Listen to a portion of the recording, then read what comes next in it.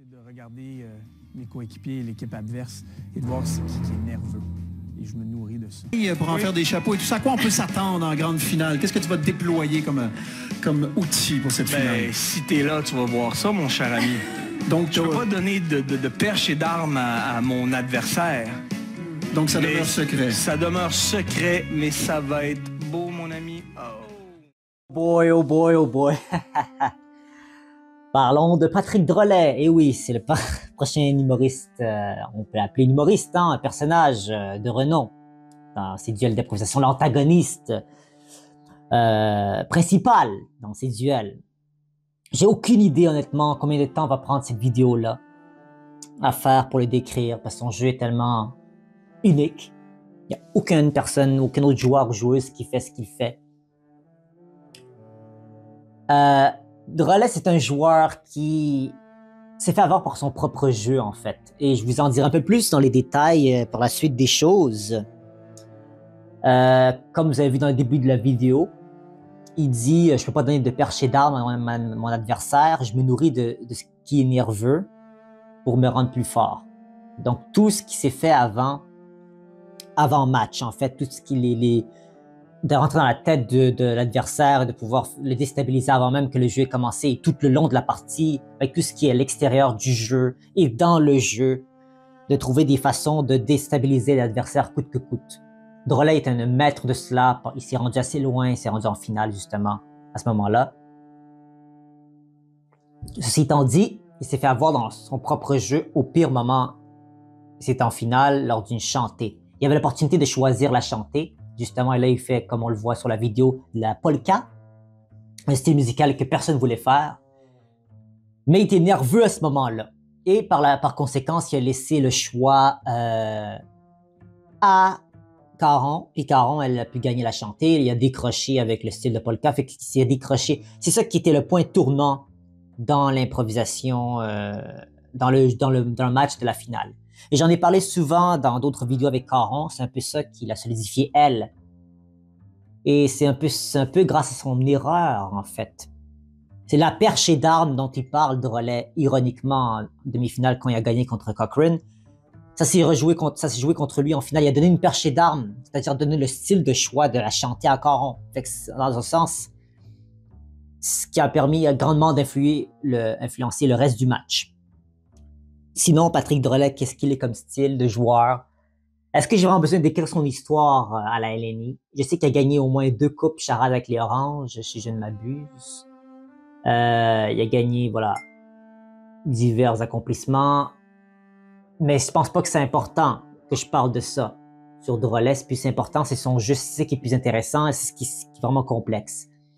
Et avant que vous dites certaines choses, moi, je considère vraiment que c'est un personnage qui joue. C'est pas vraiment lui-même qui a ce côté misogyne. C'est pour ça que le titre de la vidéo, c'est ce gentleman misogyne, le personnage du gentleman misogyne, parce que c'est un personnage. L'ironie des choses, tu vois, laquelle il est manipulateur, c'est-à-dire qu'il est un gentleman, mais il est misogyne en même temps au niveau des femmes, qu'on a vu souvent. Comme quoi il dit que c'est plus facile de les vaincre et que c'est des obstacles, et comme quoi ils sont inférieurs aux hommes au niveau du jeu de l'improvisation. Et ça, c'est justement jouer le karma, si vous croyez au karma, ou vous croyez à la vie après la mort, vous croyez aux circonstances, ou peu importe. Ça s'est joué contre lui parce qu'il s'est fait battre par une femme en finale. Parmi tous les cas, c'est peut-être la meilleure façon qu'il pouvait avoir cette leçon d'humilité, en fait. En finale, de perdre parmi toutes les parties de la compétition, c'était en finale qu'il fallait qu'il perde. C'était destiné, comme je t'ai dit, d'avance. Que Caron allait gagner les duels de 2010 et que Drolet allait se retrouver avec la médaille d'argent. Malgré tout, ce jeu-là était très efficace. Il faudrait pas nier le fait que si je peux décrire Drolet puis le cinéma, puis faire un parallèle avec un acteur du cinéma, ce serait le Marlon Brando de l'impro. Qu'est-ce que tu veux dire par là, Marlon Brando? Comment tu peux disrespect Marlon Brando en mettant Drolet là-dedans? Premièrement, comme j'ai dit, Patrick Drolet joue un personnage. Et Marlon Brando, il avait la particularité quand il avait son explosivité au niveau de son talent et de sa popularité à Hollywood. Il arrivait souvent en retard lors des plateaux de tournage. Il improvisait beaucoup de ses lignes. On lui écrivait des lignes dans son scénario et lui, il changeait beaucoup ça. Il était beaucoup en train d'improviser, ce qu'il faisait exactement comme Drolet. Ici, dans la chantée, comme on peut voir, il demande aux musiciens de faire des notes. Il ne sait même pas ce qu'il va chanter, Drolet. Il s'en fout du thème. Et des fois, justement, il y a des non-respects du thème parce que lui, il fait un petit peu ce qui lui trotte à travers l'esprit. Je ne sais pas à quoi il pense pendant la période de caucus de 15 secondes qu'il a avec lui-même. Qu'est-ce qu'il va faire sur la patinoire? Je pense pas qu'il le sait vraiment quand il s'agit de faire, par exemple, une comparée. Et il est très doué pour ça, pour l'improvisation, pour du nonsense, si on peut avoir ce qui est non-sensé. Et ça qui est drôle aussi, c'est pas vraiment les paroles qu'il dit des fois, c'est les gestes, comme on voit dans la flamenco, voilà. Il disait juste des mots, des sons qui fitteraient avec le style musical et des mouvements de main. Et voilà, le public embarque dans ses propositions. Bien souvent, toutes les impros chantées, à part celle de la finale, justement, il les a gagnées. Toutes les improvisations chantées, il les a gagnées, sauf celle de la finale. Et c'est le côté très futé de Drolet, en fait. Si tu te retrouves contre lui, tu dois t'attendre à des lancements de couteaux au niveau figuratif et peut-être même au niveau réel. Non, mais en toute honnêteté, un joueur qui rend les improvisations, comme je te dis, avec une couche de réalisme, comme je l'ai expliqué dans certaines autres vidéos auparavant, quelque chose dans ces matchs qui est réaliste, en fait, que c'est vraiment comme s'il s'attaque à la personne même. C'est pas les... Puis le public est témoin de ça, puis il vote en fonction de ce qui a été dit dans les interviews avec François-Étienne Paré. Donc, ils sont témoins de toutes ces espèces de petits mind games, de ces jeux de tête que Drolet démontre au fil du temps, au fil de l'impro et au fil du match. Il abandonne pas, il lâche pas le morceau. Et ce qui est intéressant, c'est que dans la finale, comme vous l'avez vu avec Caron, si vous l'avez vu, il remarquait qu'il y avait une avance de points pour Caron et que là, il commence à devenir sérieux. Il y avait à la manière d'Alfred Hitchcock, éventuellement, il a commencé à jouer beaucoup plus sérieux. On voyait un Drolet beaucoup plus sérieux dans son jeu. Vous comprenez? Et c'est à ce moment-là, quand il est nerveux, parce qu'il ne veut pas l'admettre qu'il est nerveux, il veut penser qu'il est en contrôle. C'est un jeu, c'est une façade, en fait, qui démontre sur la patinoire comme quoi il est insensible, qu'il a peur de rien, il n'y a pas de faiblesse, et qu'il est impuissant, qu'il est omnipotent et quelqu'un de tout faire, et avec peu d'efforts par moment, et des fois avec des phrases assassines, salaces de sa part. Il y a vraiment quelque chose dans le jeu de Drolet. J'aime pas ça nécessairement dire ça, mais tu peux apprendre sur son jeu. Il y a des gens entre vous qui voulaient faire de l'improvisation et qui voulaient apprendre de lui. Patrick Drolet, c'est une personne qu'on peut apprendre de celui-ci. Si tu veux vraiment, tu sais, dans la lutte, vous connaissez un peu la lutte, il y a les antagonistes qu'on appelle les heels. Lui, c'est un bon heel. Il joue le rôle d'un méchant. Même si, tu vois, la lutte, c'est arrangé, on peut dire, mais c'est une exagération de la personnalité des lutteurs dans la vraie vie. S'ils sont capables de jouer un méchant, même s'ils sont des gens super gentils dans la vraie vie. C'est un peu compliqué, je vais pas trop m'avancer dans le langage de la lutte, du catch. Mais il joue très bien son rôle de l'antagoniste de ce tournoi, en fait. Il fallait un antagoniste en 2010, il a joué ce rôle-là. Que ce soit indirectement ou directement, qu'il avait pensé qu'il fallait qu'un antagoniste utilise ça comme une espèce de coquille pour se cacher de ses insécurités. Ça a fonctionné pour un bout, mais ça a fini par avoir le dessus sur lui. Un joueur très drôle aussi.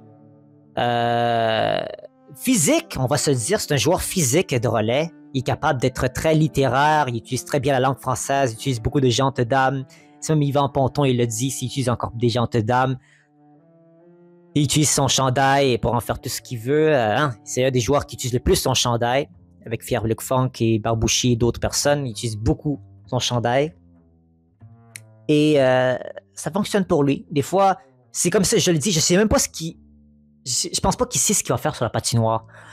Il utilise des fois aussi son chandail pour se donner des idées. Ok, je vais le mettre derrière mon dos pour en faire un dos bossu. Je vais le mettre devant ma taille pour en faire une robe. Je vais le mettre sur ma taille pour en faire, je sais pas, une ceinture ou pour en faire un pantalon ou pour en faire une arme ou je ne sais quoi.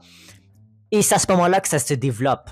Je dis pas que c'est différent chez les autres improvisateurs parce qu'ils en font aussi des choses similaires. Ils savent pas non plus qu'est-ce qu'ils vont jouer. C'est ça qui est l'improvisation. Tu sais pas ce que tu vas jouer. Mais lui, je pense pas qu'il réfléchit trop à ce qu'il va jouer. Il est pas nerveux par rapport à cela. Qui sont silencieux. C'est pas nécessairement des gens qui vont prendre beaucoup de place puis crier comme d'autres improvisateurs que je vais analyser à l'avenir, dont des Réal Bossé ou Sophie Caron, comme on dit, avec la voix de la LNI, ou des gens qui sont beaucoup plus vocales, physiques, ou même Simon Boudreau par certains moments. Lui, il n'a pas besoin de faire trop au niveau des sons. Seulement quand c'est nécessaire, c'est ça qui rend ça drôle, en fait. Je trouve personnellement que Patrick Drolet possède quelque chose que peu de gens ont, et c'est l'audace. L'audace que de dire certaines choses pour rentrer dans la tête des gens ou de jouer l'antagoniste, parce que personne ne veut faire l'antagoniste, tout le monde veut t'apprécier. Vous voyez tous les autres joueurs que vous avez vus à l'œuvre, il n'y en a pas un autre comme Drolet. Surtout avec on va se dire, avec la période dans laquelle on vit aujourd'hui, en 2025, ce style de jeu-là n'aura pas lieu d'être, ou en tout cas, ça serait vite, on peut dire cancellé, j'aime pas ce terme cancellé, mais les gens vont faire en sorte que ces genres de commentaires-là qu'il fait ou ne soient pas possibles à être émis à la télévision. Mais à l'époque, vu que c'était en 2010, c'était quelque chose qui n'était pas encore... ce qui rendait ceci bizarrement... C'est comme si c'était en avance sur son temps, Patrick Drolet. Je sais que ça ferait bizarre. Oui, je le complimente sur son désir d'être futé, mais je suis pas en train de dire que j'applaudis ce style de jeu. Moi, comme j'ai dit, c'est pas mon improvisateur favori, mais j'apprécie son talent. Qu'il a mon improvisateur favori, c'est Frédéric Barbouchi, vous le savez bien. Certains d'entre vous, en tout cas, le savent, mais maintenant vous le savez, avec cette vidéo-là, si vous la entendez ou la voyez. Mais Patrick Drolet, c'est dans le top 10, définitivement, des meilleurs improvisateurs au monde. Oui, au monde, avec les Français, les Belges, les Suisses. Et vraiment, le gars, il rejoint cette lignée-là. Il s'est mérité de se tailler une place dans les top 10. Un jour, peut-être, je ferai une vidéo de mes improvisateurs favoris dans le top 10. Ça va être très, très difficile, on s'entend, c'est sûr. Très difficile. Peut-être un jour, j'en ferai une, mais ça va demander beaucoup de temps et de travail. Ce qui est drôle là-dedans, c'est pas nécessairement les répliques drôles, c'est les réponses qu'il a par rapport au jeu. Son désir de remporter les impros, la compétition, elle est omniprésente dans son jeu. Lui, il veut gagner, comme il l'a dit plein de fois, c'est son objectif de gagner la coupe Charade. C'est pas la coupe Charade dans ce cas-ci, c'est le trophée individuel. C'est son objectif de le gagner. Puis si je m'abuse, je pense qu'il n'a jamais gagné un tournoi individuel de relais dans sa carrière. Il est à 0, même s'il s'est rendu très proche en 2010. Ça l'a échappé. Et Caron a eu les honneurs à sa place. Et voilà, c'est un peu une leçon de la vie aussi. C'est une leçon de vie. Les méchants ne gagnent jamais. Dans un point de vue de Disney, le méchant, il peut se rendre très loin dans l'histoire et faire beaucoup de ravages, mais au final, ça s'arrête là. Pour lui, c'est la ligne de train, c'est le terminus pour la méchanceté. Il ne peut plus aller vraiment loin dans le fait d'être baveux en bon québécois, le fait d'être moqueur envers ses adversaires. Il ne peut pas vraiment aller tellement loin. Donc, c'est un risque à tes risques et périls, en fait, si tu utilises ce style-là. D'utiliser ce jeu-là. Mais oui, tu peux apprendre de lui. De quoi faire et quoi pas faire, en fait. Venir à nos moutons, en fait, avec Drolet, le mouton noir du groupe. Dans son cas, c'est pas une bonne chose d'être différent des autres, parce que ça a son prix. Et quand même, il faut se mettre à l'évidence que ce style de jeu, en fait, n'est pas pour tout le monde. À recevoir, c'est pas n'importe qui était capable, comme tu vois les anciens adversaires de Drolet, donc Sophie Cadieux, Edith Cochrane, ainsi que Christian Vanas, sont pas plus capables de répondre face aux propositions de Drolet. Et ils ont perdu leur match. Même si des fois, il y a eu des prolongations, certes. Et je pense qu'à chaque fois, il y a eu des prolongations, si je ne m'abuse. Dans tous les matchs. Fait que ça aurait vraiment pu se retourner contre lui aussi. Hein, genre, il faut pas l'oublier. Mais quand même, Drolet avait le dernier mot, il y avait la dernière audace, il y avait une bonne idée, ça a marché pour 3 fois sur 4. Et moi, je pense vraiment que si vous êtes face à un joueur comme Drolet, parce que ça se peut dans votre vie que vous avez un joueur un peu qui aime ça, un peu comme le bully, un peu l'intimidateur, un peu le joueur qui veut vous déstabiliser avant même le jeu. Sachez qu'il est faible. C'est un secret, mais il y a des manques de confiance en lui-même. C'est pour ça qu'il pense pas nécessairement vous battre ou peut-être qu'il sait même pas comment vous jouez, mais que lui, c'est un peu comme les gens qui étudient pas dans un examen. Ils prennent plus leur temps à tricher que d'étudier pour l'examen. Puis ça rajoute un stress inutile. Pourquoi ils veulent tricher? Parce qu'ils pensent qu'ils vont pas réussir l'examen. Même s'ils savent même pas de quoi les questions vont avoir lieu, puis ils étudient même pas pour avoir une meilleure perspective puis se préparer. En faisant des anciens examens des années passées, c'est ça qu'on faisait nous à l'école. Pour les examens du ministère qu'on était écoliers, les enseignants nous disaient qu'il fallait préparer et nous donner des examens des années dernières et nous pratiquer à les faire. Et on était les bienvenus à les essayer. Et certains étudiants les faisaient pas, ils étaient pas prêts pour l'examen, ils voulaient même tricher. J'ai entendu dans les corridors dire qu'ils voulaient tricher pour l'examen. Et ça s'est mal fini pour eux parce qu'ils se sont fait prendre. Ils se sont ramassés avec un 0. Est-ce que ça vaut vraiment la peine de se mettre avec autant de stress? Honnêtement, pour un examen, je pense pas. Honnêtement, ça vaut pas la peine. Faites étudier le jeu d'improvisation avec des gens honnêtes. Si vous jouez contre Drolet, ça peut vous donner des fruits, ça peut vous porter fruit, mais ça va vous coûter à la fin cher. Même si je sais que vous pouvez dire je joue à l'antagoniste, je joue à un personnage. Ouais, mais surtout dans l'époque dans laquelle on vit aujourd'hui, c'est encore moins possible. C'est dans le monde dans lequel on vit. De faire des commentaires comme ça sur les femmes ou de faire des commentaires sur le style de jeu de l'autre et de laisser déstabiliser et d'utiliser le fait qu'il vient de la campagne ou de la région, comme on dit. Puis c'est des choses qui passeront pas à la télévision de toute façon. Donc pourquoi vous rajoutez du stress et que les gens vous apprécient pas parce qu'au final, c'est eux qui vont voter pour toi. Je l'ai déjà dit dans la vidéo de Pierre Lefunk il y a une semaine. Pourquoi vous votez? Il y a des gens qui votent pour un joueur et une joueuse. Ce qui veut dire que si jamais tu as un comportement qui... Même si à quel point tu peux être talentueux. Si éventuellement tu as un comportement qui est désobligeant, mais tu vas te développer une mauvaise réputation dans les coulisses, dans les vestiaires de joueurs d'improvisation, ça va pas être bon pour vous. Donc, si vous pouvez apprendre de Drolet, mais si j'étais pour m'expliquer, vous pouvez apprendre quoi ne pas faire en fait. Quoi ne pas faire. Pas nécessairement quoi faire. Il y a des très bonnes répliques, il y a une très belle plume. C'est quelque chose que vous devez retenir de Drolet, c'est que lisez des livres, informez-vous dans les médias, écoutez des films, lisez des pièces de théâtre pour développer ce langage shakespearien que Drolet fait preuve, mais sans le style de jeu en tant que tel, c'est dangereux. Pour vous, pour le joueur adverse et pour l'arbitre et pour le risque de perdre cela. Bon, j'aime quand même l'analyser ce joueur-là parce que c'est un joueur qu'on se rappelle. C'est un joueur dans lequel on peut se remémorer certaines choses qu'il a faites. Il y a un jeu qui n'est pas oubliable dans un certain sens, mémorable dans un certain sens, positivement ou négativement comme vous l'interpréterez. Quand tu fais quelque chose hors de l'ordinaire, ça fonctionne. Souvent, ça fonctionne, les gens en parlent.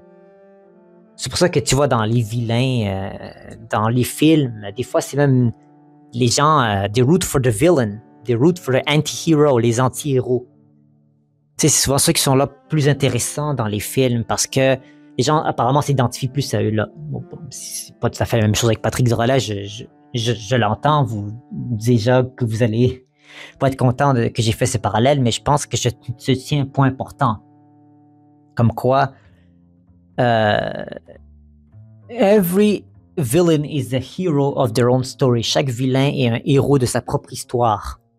Peut-être que Drolet, lui, se voyait comme un conquérant, un chevalier. Il n'arrête pas de dire qu'il est gentleman. C'est pour ça que je reviens sur le titre de la vidéo. Lui, dans sa tête, il se percevait comme un dieu, il se percevait comme une bonne personne qui fait juste dire des vérités dans sa tête, ce qu'il disait à haute voix aussi. Pour lui, c'était vrai. Pour lui, c'était quelque chose qui était tangible, sur lequel il pouvait jouer avec Et ça semblait fonctionner pour lui pendant un certain moment. Et c'est une belle leçon d'humilité. Comme je l'ai souvent dit, l'improvisation a beaucoup de parties du jeu d'improvisation qui est la vie. La vie nous enseigne beaucoup de choses avec l'improvisation. Et ça, c'est une belle leçon d'humilité. Honnêtement, là, vous pouvez apprendre beaucoup si vous avez vu le tournoi en entier de 2010 pour voir que jouer de cette façon-là, ça vaut pas la peine. C'est pas rentable, vraiment pas. Si votre objectif, justement, c'est d'être compétitif, faites comme Simon Boudreau ou Vincent Bolduc ou Réal Bossé, qui ont gagné chacun un tournoi individuel, au moins plus d'un, by the way. Chacun de ces 3 B, comme on l'a dit, François de Paris, ont gagné au moins un tournoi individuel. Et ils ont chacun un style différent que je vais analyser éventuellement dans les semaines ou les mois à venir. Mais tout ça pour vous dire que voilà, j'ai assez parlé de Patrick Drolet. J'espère que je vous ai aiguillé et éclairé sur certains points de son jeu. Non, il est pas comme ça dans la vraie vie, Patrick Drolet. C'est un personnage qui jouait, mais tout de même nécessaire à être analysé. Et voilà, il se mérite une vidéo complète dédiée à lui. Comme il l'aime bien, de toute façon, que les choses tournent autour de lui, Monsieur Drolet. Donc, j'espère que vous avez apprécié honnêtement le contenu que je délivre. Faites-moi signe si jamais vous voulez que j'analyse un joueur ou une joueuse particulière à l'avenir. J'ai répondu à l'appel pour le Pierre-Luc Funk. C'était une demande d'une personne et si vous voulez que j'analyse une autre joueuse par la suite, cela me ferait un plaisir de faire mes recherches et de vous livrer du contenu de qualité de la sorte. Et si vous avez des commentaires sur le style de montage, sur ma façon de faire la vidéo, faites-moi signe également parce que c'est quelque chose que je vais volontairement changer si jamais nécessité un changement à faire dans le montage, au niveau de mes idées, au niveau de la longueur des vidéos, si c'est mieux que je fasse plusieurs parties plus courtes par moment. Mais voilà, faites-moi signe de vos commentaires parce que j'aimerais bien vous lire. C'est toujours un régal de vous lire. Donc, prenez soin de vous, lâchez la drogue et improvisez.